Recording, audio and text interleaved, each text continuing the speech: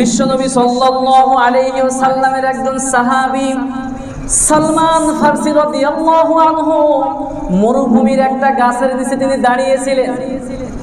আরো একজন সাহাবী তার সামনে দিয়ে যাচ্ছেন। তিনি ওই সাহাবীকে ধরে ফেললেন, সালাম দিলেন, মুসাফাহা করলেন। এরপরে তাকে তিনি দাঁড়িয়ে রাখলেন, বললেন একটু দাঁড়াও। সেই গাছ থেকে একটা ডাল ভাঙলেন। ডাল ভাঙার পরে তিনি অনেক জোরে একটা ঝাঁকুনি মারলেন। ঝাঁকুনি দেওয়ার পরে দেখা গেল ওই সমস্ত ডালের যত পাতা ছিল, মরা পাতা সব ঝরে গেল। ওই ব্যক্তি কোনো কিছুই বললেন না। সালমান ফারসি রাদিয়াল্লাহু আনহু বলছেন, কি ব্যাপার? আমি যে একটা ডাল ভাঙলাম, ডাল ভাঙার পরে আমি ঝাঁকুনি মারলাম, ডাল থেকে সমস্ত পাতাগুলো ঝরে পড়লো।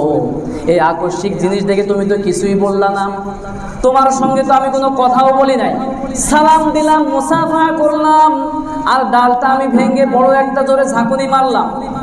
তোমার কি কোনো প্রশ্ন জাগে না? তখন তিনি বললেন, অবশ্যই আমার প্রশ্ন জাগে। সালমান ফারসি রাদিয়াল্লাহু আনহু বলছেন, এই সেম ঘটনা একদিন আমার নবীজি আমার সঙ্গে ঘটিয়েছেন। সুবহানাল্লাহ। নবীজি আমাকে ডাকলেন, সালাম দিলেন, মুসাফাহা করলেন, একটা ডাল তিনি ভাঙলেন, ডাল ঝাঁকুনি মারলেন, সমস্ত পাতাগুলো ঝরে পড়ে গেল।